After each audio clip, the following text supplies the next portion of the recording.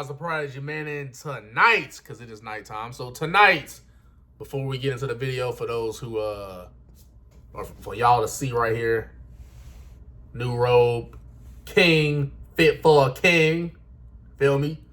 Got a new robe. If y'all have seen the last videos, I used to have the red and black one, and it was thicker than this one. But this one's a lot slimmer. It's cool. It's comfortable. I'm liking it. But just had to share that information. Let's get right into it. WWE Backlash. Sorry, headphone users, if I'm shouting too loud. I'm home by myself, so I'm able to do my thing. And I'm off of school, so videos are back. That's another announcement. Videos will be coming back out. These last 2 weeks, I've been posting kind of short videos, but it's only because I had school and I was finishing up my projects and the finals and all these big assignments that everybody packs in for like the last 2 weeks. So that's why I may not have been posting like actual full-on videos as opposed to just shorts. But we back with more consistency in the full-on videos because we got three, probably, well, just over really, because I probably go back to school around like late August. So I pretty much got almost 4 whole months to like just do my thing and provide content for you guys full time. But I'm sorry, too long-winded. I know if I were me, I'd be skipping around through the video right about now. I tried to make that announcement for the people who actually watched the full video. Anyway, WWE Backlash 2024 match card. If they make another match, then we'll just I'll post a short video on my prediction on who wins that match, just in case if they add another one tomorrow night, because I'm recording this on Thursday, the day before SmackDown. But anyway, let's get into it. No wasting time. Jey Uso versus Damian Priest, first match up that we're gonna predict for the World Heavyweight Championship. So for those who don't know how the predictions go, we just gonna we're gonna say the matches. Who do we think gonna win and why? So the matches, first off, like I said, Jey Uso versus Damian Priest World Heavyweight Championship. So that's the match. Who we got winning? I got Damian Priest retaining, and why? Why is because even though I feel like Damian Priest is more likely, I was trying to say most likely to be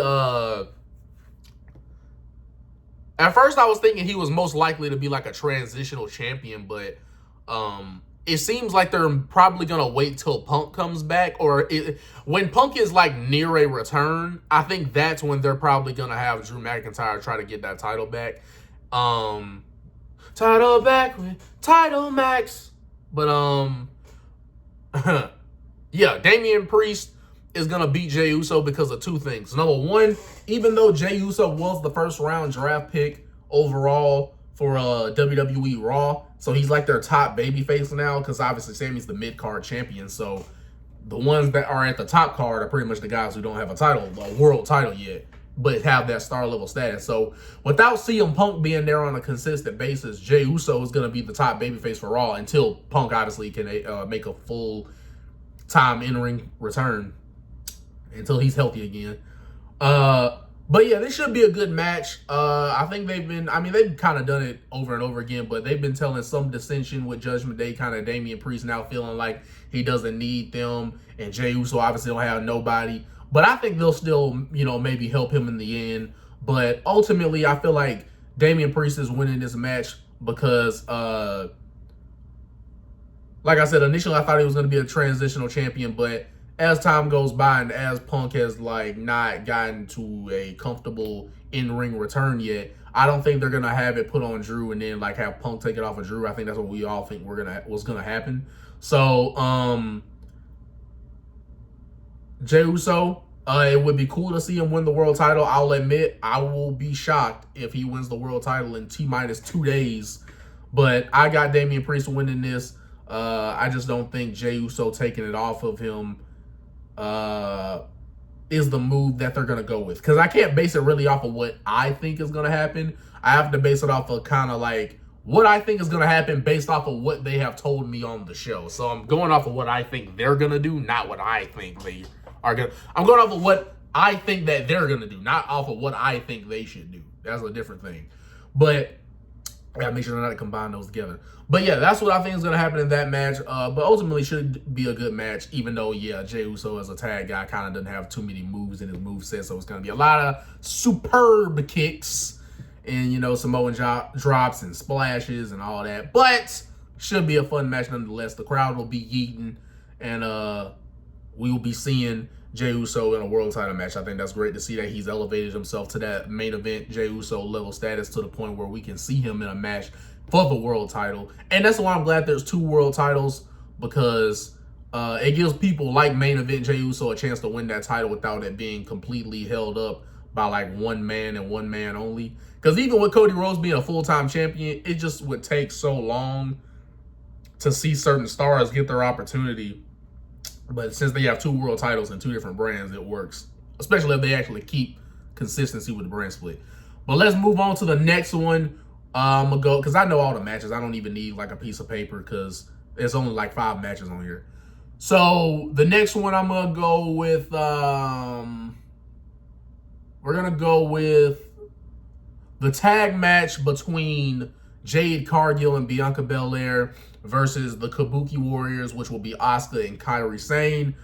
Kairi Sane and Asuka haven't done much with the titles. I respect both of those ladies. They have not done much with those titles because they have a lackluster tag division to freaking work with.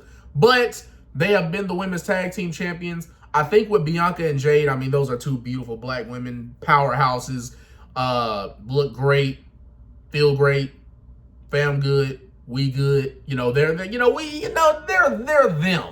I mean? I mean, 2 women, like I said, 2 strong black women out there, you know, having a superstar status, you know, superstar feel when they come down to the ring. Crowd loves them, crowd accepts them. I think they will win. I mean, you just look off the size alone, them versus the Kabuki Warriors. Just look at the size difference alone. You're already, and how they're gonna obviously book Jade going forward. You already know that they're going to have them win. And I honestly think it's a smart idea to have them win for 2 reasons. One, you would have a tag team that's very believable in Jade and Bianca. And 2, that would be, to me, a chance to really actually build a tag division, because you got 2 women who the crowd take as big stars so on the roster. So that could be really a chance to build a tag division right there. And also, it's a chance for a Bianca-Jade dissension.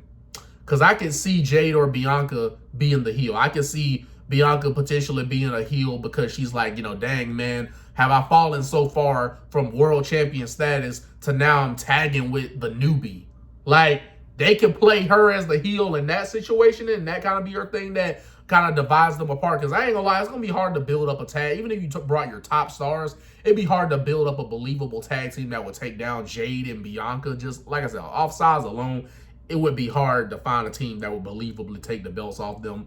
But I could see them losing the titles due to like a self-implosion, and maybe they're in a high-profile tag match and Bianca leaves the ring. Or swap it and Jade leaves the ring and ends up being the heel in this situation. And I can see Jade saying the opposite. I understand that I'm the newbie, but I didn't come all the way here. I didn't come to the WWE to be half of a champion.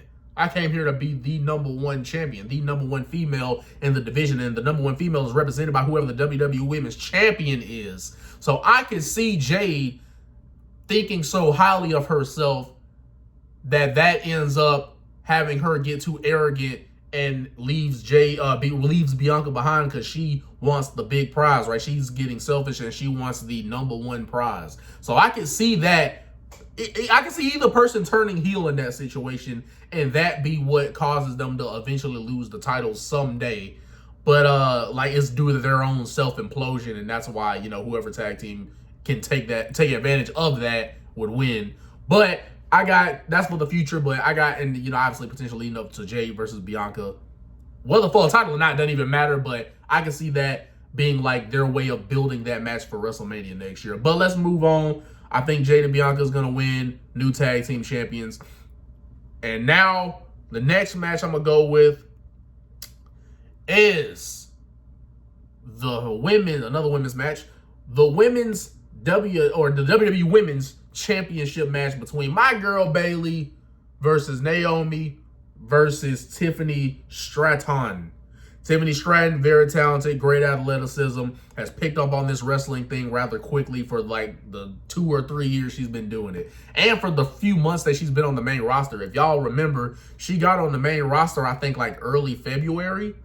She made an appearance in the Royal Rumble. She competed in the Elimination Chamber for the females. She didn't get on WrestleMania, but now right back on it, she's on Backlash. So they really have high hopes in her, and I see the potential as well. I was, for those who don't know, for the last couple of months, I'd say maybe, confidently I could say maybe probably the last maybe 6 months, I've actually watched NXT on a weekly basis. So I know who the top stars are. I know the hype. I've seen this. Because at first I was watching the highlights of NXT, and then I would say about 6 months ago, that's when I started watching like full time. So like actually weekly watching the shows.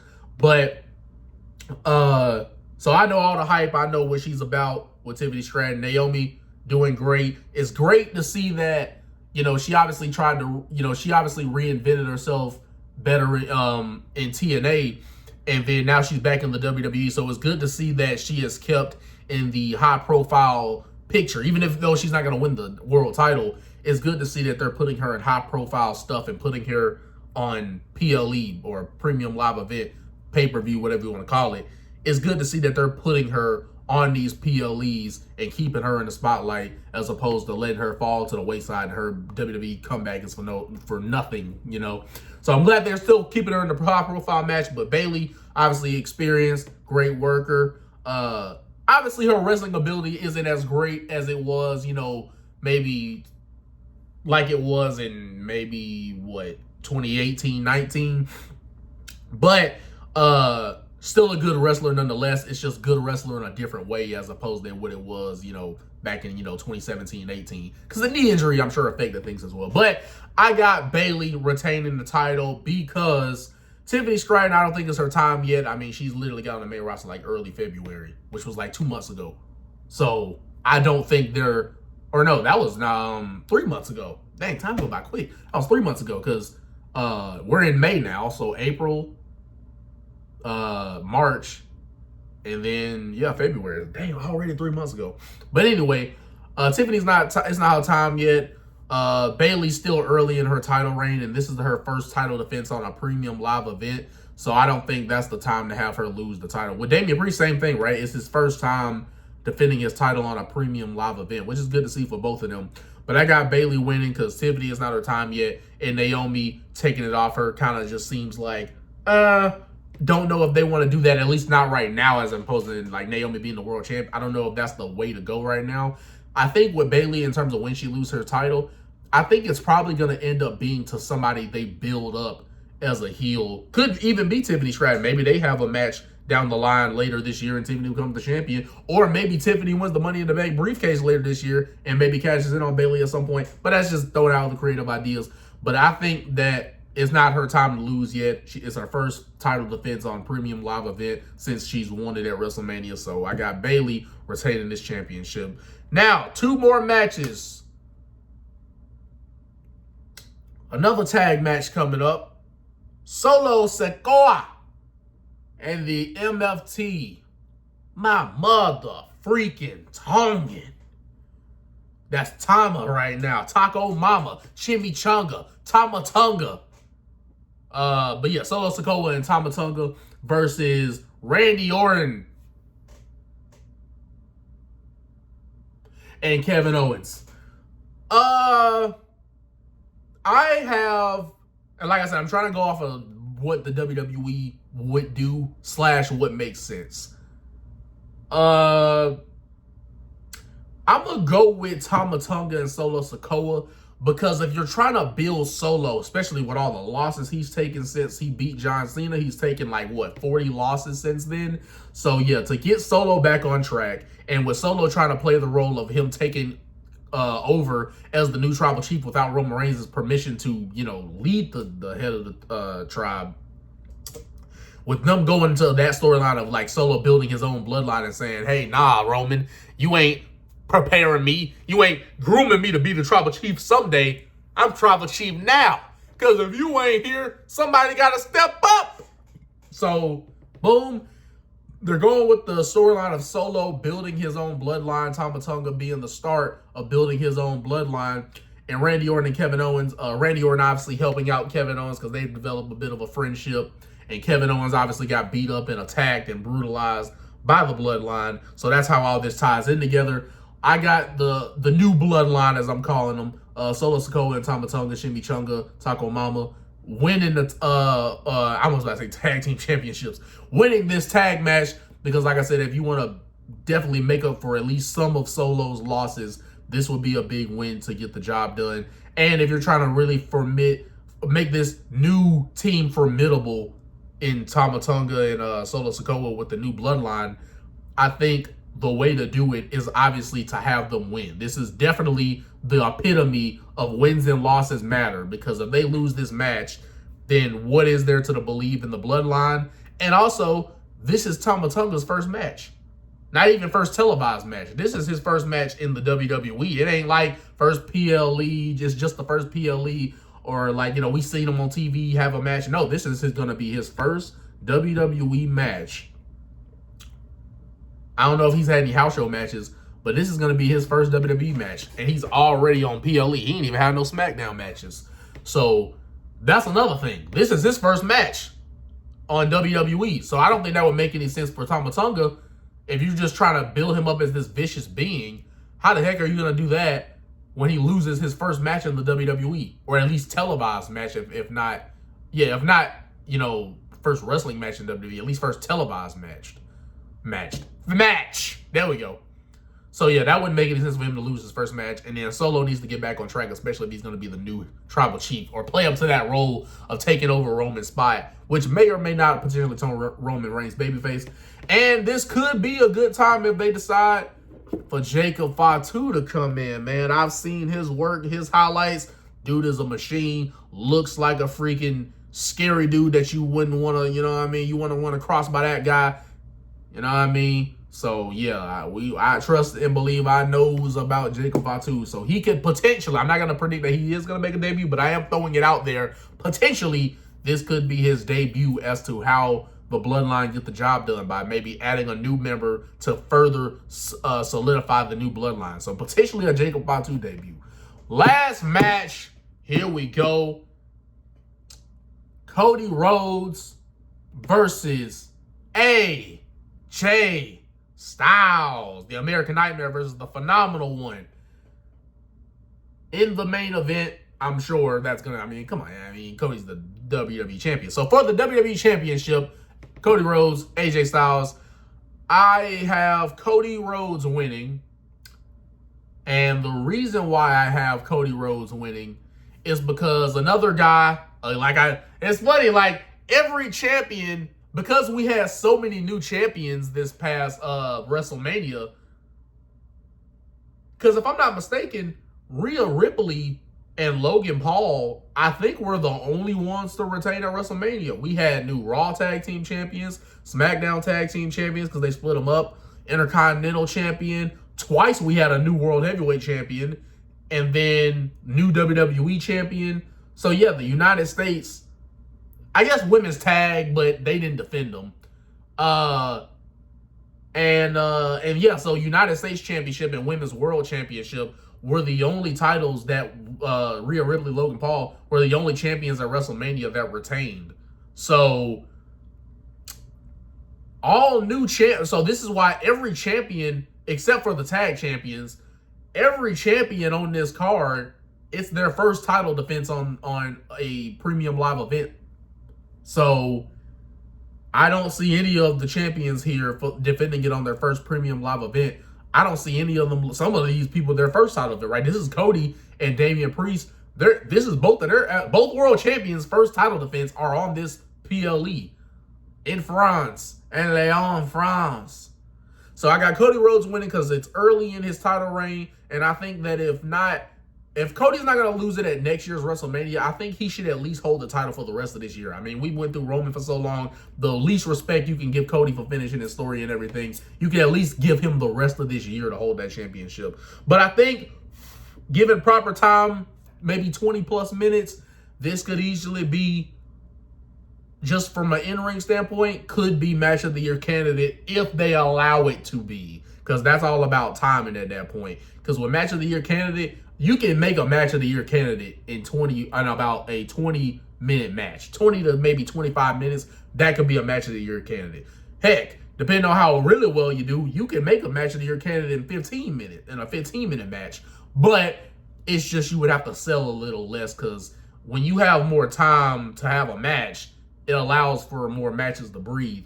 And with there only being 5 matches, I think, if I'm not mistaken, on this card, hopefully they're going to give that match at least 20 to 30 minutes to really cook up, because it's only 5 matches on this card. So that means that there's no reason why the average match time for these matches shouldn't be, 15 minutes. But anyway, I got Cody winning early in this title reign. I will say this, my last thing. I really hope tomorrow night on short notice build, I really hope that they build this match up, bro. Hopefully they build this match up well, because last week, I don't even remember a done thing they said in that contract signing. And tomorrow they're supposed to have a face-to-face, even though they low-key faced off when the show went off the air, but they're having a face-to-face, man. I need y'all to sell this match, because we've only had 2 weeks of build, and last week it was on some respectful stuff, like AJ wasn't even being a heel last week. He kind of came off more like a tweener last week with the respect he had for Cody Rhodes. So this is a first time ever match. I don't know about period. I don't know if they had a match on the independent scene, but definitely for the first time ever, AJ Styles, Cody Rhodes, this is the first time ever match in the WWE. So hopefully it can cook in the ring, but they really need to add the build to this match tomorrow, bro. I'm not even joking. Please, AJ, go after his family, because Cody didn't have a family last time he was in the WWE. As far as like a wife and a kid, he didn't have that last time we seen him in WWE, but now he has a wife. He has a kid. AJ, take the shots, because if we want to hate you and love Cody, you gotta, how a heel kind of has to get heat on himself and get us to love the babyface more is be so despicable that we're begging for the babyface to beat the crap out of you. Like how The Rock did when he went after Cody Rhodes' entire family. Mama Rhodes.